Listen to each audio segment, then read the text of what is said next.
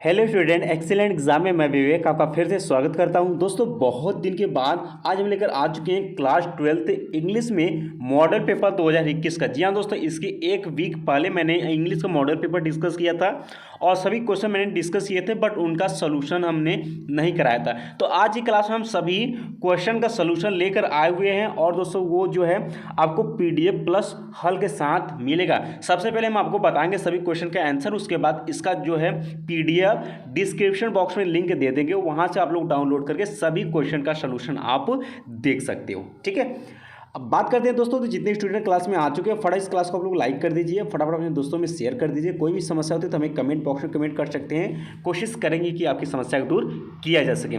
या फिर दोस्तों आप हमारे व्हाट्सएप ग्रुप से भी जुड़ सकते हैं। फटाफट नंबर नोट कर लीजिएगा आप लोग, जो नए स्टूडेंट हैं 9451094356, ये मेरा व्हाट्सएप नंबर है। आप इस ग्रुप में भी जुड़ सकते हैं। बोर्ड एग्जाम से रिलेटेड कोई भी समस्या होती है तो वो हमसे आप कमेंट करके चैट करके पूछ सकते हैं, या फिर आप किसी भी कंपटीशन की तैयारी करना चाहते हैं तो भी आप हमें कमेंट करके पूछ सकते हैं। ठीक है, तो इस बात को भी आप लोग केयर करिएगा। तो शुरू करते हैं। अब दोस्तों धीरे धीरे आपकी क्लासेस जो हैं वो रेगुलर चलना शुरू हो जाएंगे, क्योंकि अब धीरे धीरे मेरी जो तबीयत है वो लगभग ठीक हो चुकी है, तो क्लासेस अब रेगुलर धीरे धीरे चलना शुरू रहेगी। ठीक है, तो बात करते हैं। तो ये आपको मॉडल पेपर मैंने डिस्कस किया था, फिर से एक बार मैं आपको बता देता हूँ कि समय आपको मिलेगा 3 घंटा 15 मिनट का। 15 मिनट आपको मिलेगा पेपर को पढ़ने के लिए। और बहुत सारे स्टूडेंट का कमेंट आया था कि सर क्या पेपर होगा या फिर हम लोगों को ऐसे प्रमोट कर दिया जाएगा। तो पेपर आपका हर हाल में आपका कराया जाएगा, इसलिए पढ़ाई करते रहिएगा। 20 मई के बाद आपको ये क्लियर आएगा, यानी कि यूपी बोर्ड द्वारा जारी किया जाएगा कि कब आपकी परीक्षाएं कराए जाएंगी। डिपेंड करता है कि महामारी किस तरीके से रहती है। अगर महामारी कम होना शुरू हो जाती है तो जून के आसपास आपकी परीक्षाएं करा ली जाएंगी, लेकिन पेपर आपकी हर हाल में आपसे परीक्षा ली जाएंगे, इसलिए आप तैयारी करते रहिएगा, छोड़ना नहीं है। बात करते हैं दोस्तों, तो इस तरीके से आपको मिलेगा। पहले आपको इंट्रोडक्शन में दिया रहेगा कि 15 मिनट आपको मिलेगा पेपर पढ़ने के लिए। बाकी इसमें आपको जो भी मैटर रहेगा, इसे सेक्शन ए सेक्शन बी करके आपको प्रश्न पत्र मिलेगा। सेक्शन ए में आपके बुक से रहने वाले हैं और इससे सेक्शन ए से आपको टोटल 50 अंक के क्वेश्चन मिलेंगे, और उसी तरीके से आपके सेक्शन बी से भी आपके 50 अंक के क्वेश्चन मिलेंगे। लेकिन सेक्शन बी जो रहेगा वो आपके ग्रामर से रहेगा और सेक्शन ए आपके बुक से रहेगा। ठीक है, तो बात करते हैं। तो सबसे पहला क्वेश्चन जो आएगा वो आपके प्रोज से क्वेश्चन पूछेगा। पहला ही क्वेश्चन आपसे पूछेगा कि explain with the reference to context any one of the following passage, यानी कि दिए हुए पैसेज का आपको रेफरेंस कॉन्टैक्ट और एक्सप्लेनेशन करना है। और इसमें 2 दिया रहेगा, एक आपको करना होगा, और इसके लिए अगर पूरा सही करते हैं तो आपको 10 अंक यहाँ पर निर्धारित किया गया, 10 अंक आपको मिलेगा। ठीक है, तो पहला क्वेश्चन मैंने ये डिस्कस कर दिया था कि the people I saw in India. तो ये पहला चैप्टर, प्रोज के पहले चैप्टर से ही यह पैसेज लिया गया है, तो आपको पता भी होगा। ठीक है, ये मैंने पिछले क्लास में डिस्कस किया था, तो आपको ये पता भी होगा। ठीक है, एक गर्ल विथ बास्केट से लिया गया है और इसके राइटर जो हैं विलियम सी डगलस जी हैं। ठीक है, विलियम सी डगलस जी हैं। तो आई होप कि आपको रेफरेंस लिखने आता होगा। रेफरेंस किस तरीके से लिखेंगे this line has been taken from the lesson. अब लेसन का आपको नाम लिखना है, a girl with basket written by William C Douglas. मैंने पिछले क्लास में जब मॉडल पेपर डिस्कस किया था तो मैंने यहाँ पर बताया था, आप सभी को पता भी होगा। ठीक है, और सेकेंड क्वेश्चन भी मैंने आपके साथ डिस्कस किया था। सेकेंड क्वेश्चन भी हमने आपके साथ डिस्कस किया था। ठीक है, तो ये हो गया था, एक्सप्लेनेशन हो गया था। बाकी सभी का हम आपको सोल्यूशन PDF बनाकर देंगे, वहाँ से भी आप पढ़ सकते हैं डाउनलोड करके। ठीक है, अब बात करते हैं दोस्तों, तो आपका सेकेंड क्वेश्चन आ जाता है। अब चलते हैं मेरे सोल्यूशन की तरफ। ठीक है, और ये सेक्शन बी से आपका यहाँ से 8वां क्वेश्चन से आपका ग्रामर शुरू हो जाएगा। अब हम आपको चलते हैं सोल्यूशन की तरफ लेकर चलते हैं, ताकि आप देख सकें सोल्यूशन को और आपको समझ में आ सके सभी बातें। देख सकते हैं यहाँ पर रेफरेंस दिया गया है कि द रेफरेंस टू कॉन्टैक्ट यहाँ पर लिखना किस तरीके से लिखा जाता है।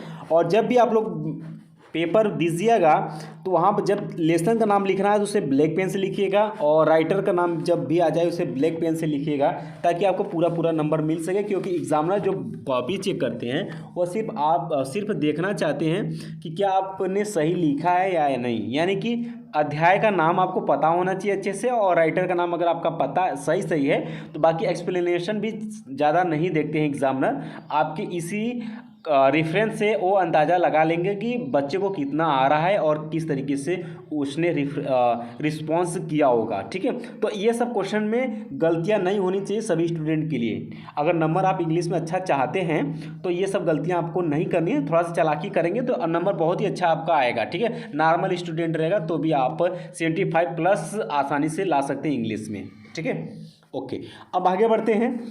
तो इसके बाद तो आपका ये हो गया। दूसरा क्वेश्चन इस पर पूछा जाता है आपसे कि answer any one of the following question in not more than 30 word, यानी 30 वर्ड में 2 क्वेश्चन दिया रहेगा आपके प्रोज से रहेगा, 3 क्वेश्चन दिया रहेगा, उसमें से आपको एक करना होगा। मैक्सिमम 30 वर्ड में, आप 40 वर्ड में भी कर सकते हैं। ठीक है, और इसके लिए यहाँ पर 5 अंक निर्धारित किया गया है।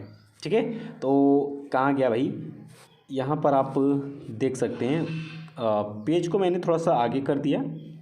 पहला क्वेश्चन का ये है आंसर, बी का ये सेकंड देख सकते हैं यहाँ पर है। सेकंड क्वेश्चन आपका देख सकते हैं आपका यहाँ पर है, और इसका क्वेश्चन का आंसर सभी का मैंने ऑलरेडी यहाँ पर दे रखा है, आप देख सकते हैं, मिला सकते हैं। कोई भी दिक्कत होगी क्वेश्चन में तो जरूर में कमेंट करके भी आप पूछ सकते हैं। ठीक है, तो ए का भी आंसर यहाँ पर है, बी का, सी का भी आंसर मैंने ऑलरेडी यहाँ पर दिया हुआ है।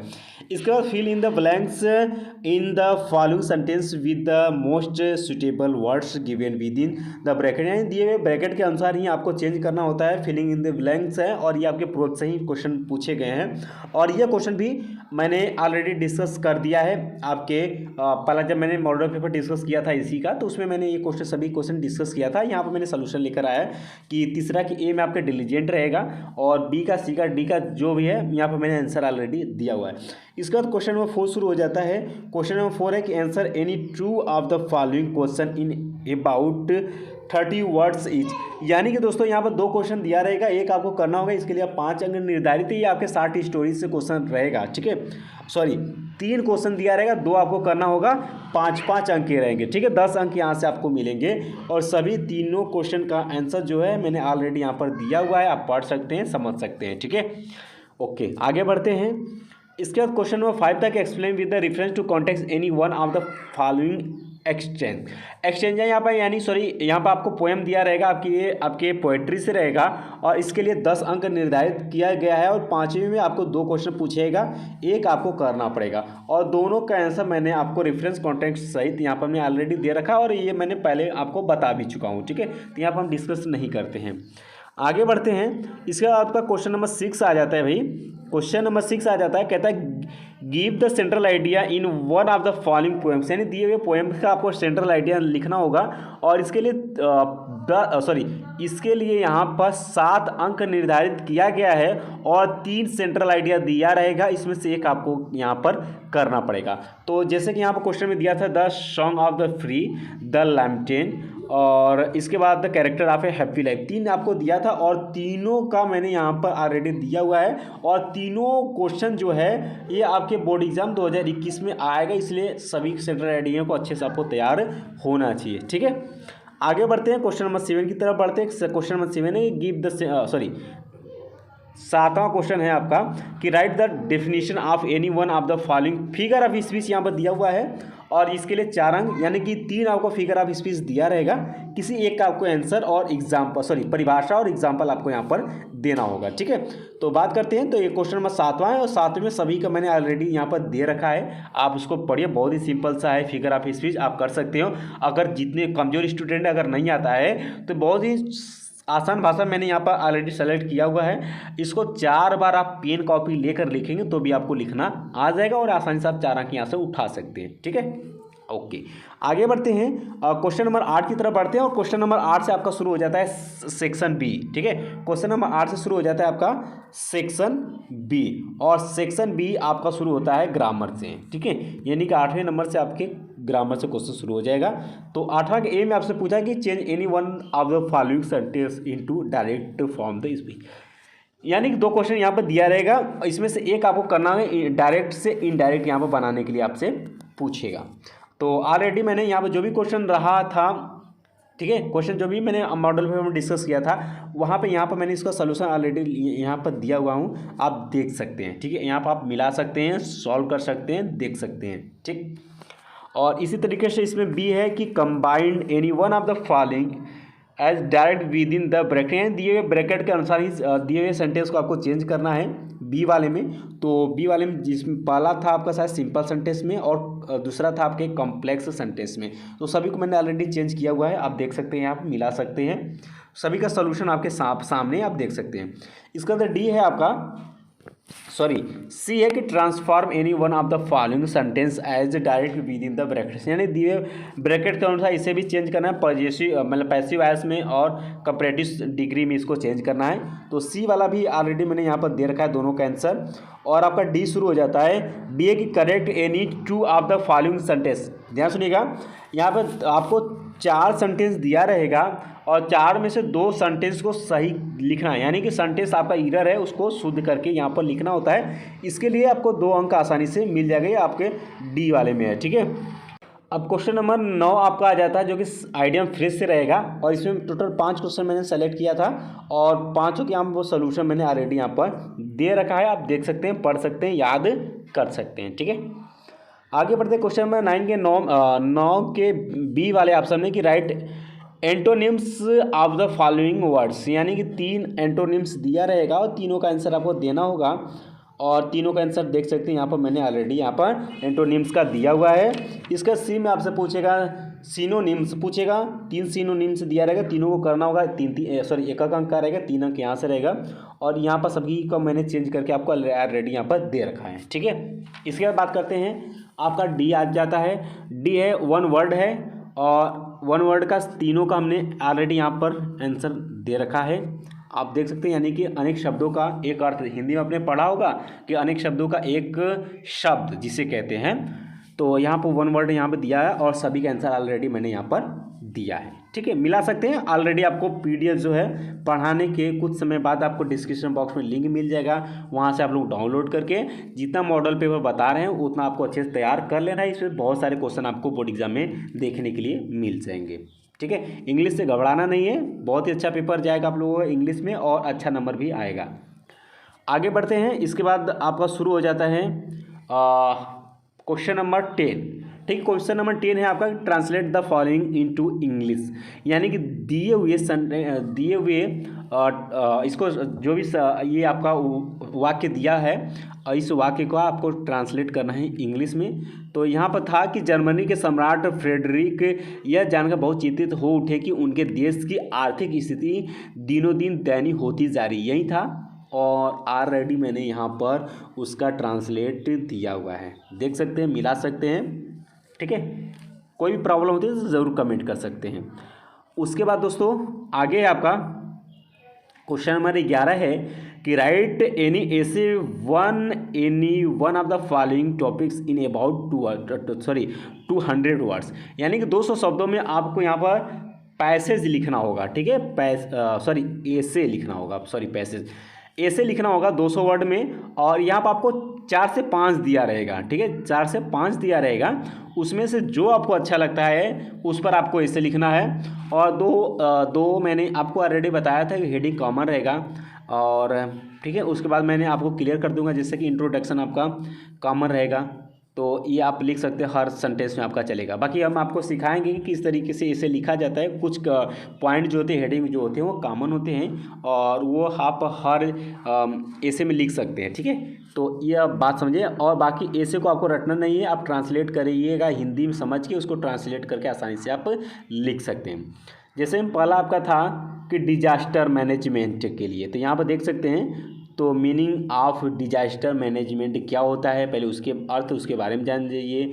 उसके टाइप ऑफ डिजास्टर, यानी कि डिजास्टर के प्रकार क्या क्या हो सकते हैं वो आप जान सकते हैं, उसके बारे में आप लिख सकते हैं। नेचुरल डिजास्टर क्या होता है, इन्वायरमेंटल डिजास्टर के अंतर्गत आप लिख सकते हैं, कॉम्प्लेक्स, ये सब करके आप लिख सकते हैं। यहाँ पर ऑलरेडी मैंने यहाँ पर दिया हुआ है, आपको कोई भटकने की कहीं पर ज़रूरत नहीं है, ठीक है। इसका बी आपका था, बी का भी मैंने ऑलरेडी देखिए 5 ऐसे था, 5 ऐसे का मैंने यहाँ पर ऑलरेडी सोल्यूशन दिया हुआ है, हेडिंग डाल एकदम हेडिंग टू हेडिंग दिया है ताकि आप पढ़ सके, समझ सके। रटना नहीं है, आप हेडिंग तैयार कर लेंगे तो भी आप आसानी से यहाँ पर लिख सकते हैं, ठीक है। इस बाद क्वेश्चन नंबर 12 आपका शुरू हो जाता है। क्वेश्चन नंबर 12 है आपका कि क्वेश्चन नंबर 12 है read the following passage carefully and answer the question that below, यानी दिए हुए पैसेज से आपको क्वेश्चन का आंसर ढूंढ ढूंढ के यहाँ पर लिखना होता है, जो कि बहुत ही सिंपल सा है। आपको करना क्या है, बोर्ड एग्जाम में आपको पैसेज मिलेगा, उस पैसेज को अर्थ आपको आना चाहिए या नहीं चाहिए वो डजन मैटर, यानी मैटर नहीं करता है कि आपको उसका हिंदी में ट्रांसलेट आना ही चाहिए। आपको सिर्फ इतना करना है कि जो भी पैसेज उसको अच्छे से आप पढ़ लीजिएगा। पढ़ने के बाद जो भी क्वेश्चन पूछेगा वह क्वेश्चन उसी सेंटेंस में आपको मिल जाएगा, यानी उसी पैसेज में वह लिखा रहेगा पॉइंट टू पॉइंट, तो उसको आप देखकर लिख सकते हो। उतारना ही होता है, एक तरीके से कह सकते हैं कि आपको प्रिंट ही करना होगा खोज कर, तो यहाँ से आप कर सकते हैं। और ऑलरेडी किस तरीके से किया जाता है तो क्वेश्चन नंबर 12 का पैसेज का मैंने यहाँ पर आंसर दिया हुआ है। आप पैसेज देखिए, उसका सलूशन यहाँ पर देखिए, आपको खुद का खुद समझ में आ जाएगा। ठीक है, तो दोस्तों आई होप कि आपको ये मॉडल पेपर का सलूशन अच्छे समझ में आ गया है। और फटाफट इसका जो PDF है हम आपको डिस्क्रिप्शन बॉक्स में लिंक दे देंगे, क्वेश्चन भी साथ में रहेगा और इसका आंसर भी साथ में मैंने दे रखा है। डाउनलोड कीजिए, फटाफट इसको तैयार कर लीजिएगा। और इसमें से बहुत सारे क्वेश्चन आपके बोर्ड एग्जाम में मिलेंगे, इसलिए तैयार करके ही आपको बोर्ड एग्जाम में जाना है। ऐसे 2-3 मॉडल पेपर और हैं जो कि मैं डिस्कस करूंगा, और उसको भी आपको अच्छे से तैयार कर लेना है, और इसमें से आपको क्वेश्चन मिलेंगे और अच्छा नंबर आप लोग लेकर आएंगे। ठीक है, उसके बाद ये तो हो गया 1 घंटे या 2 घंटे रात को 8 बजे, ध्यान सुनिएगा, रात को 8 बजे आपका फिजिक्स के मॉडल पेपर का भी सलूशन दे दिया जाएगा, उससे भी आप लोग पढ़कर तैयार कर लीजिएगा। ठीक है, तो दोस्तों आई होप कि आज का क्लास आपको समझ में आ गया, तो फटाफट इस क्लास को आप लोग लाइक कर दीजिए और अपने दोस्तों में शेयर कर दीजिए। कोई भी समस्या होती है तो हमें कमेंट बॉक्स में कमेंट कर सकते हैं, या फिर आप हमारे व्हाट्सएप ग्रुप से भी जुड़ सकते हैं। और जो नए स्टूडेंट हैं तो फटाफट चैनल को आप लोग सब्सक्राइब कर लें। और क्लासेस अब धीरे धीरे रोजाना चलेंगी और सभी प्रकार की क्लासेस चलेंगे, और धीरे धीरे आपके कंपटीशन के भी 1 वीक में आपके कंपटीशन की तैयारियाँ का भी क्लासेस अलग से शुरू करा दी जाएंगी, इसके लिए आप लोग परेशान मत होइएगा। ठीक है, बाकी मिलते हैं नेक्स्ट क्लास में, तब तक के लिए जय हिंद, जय भारत।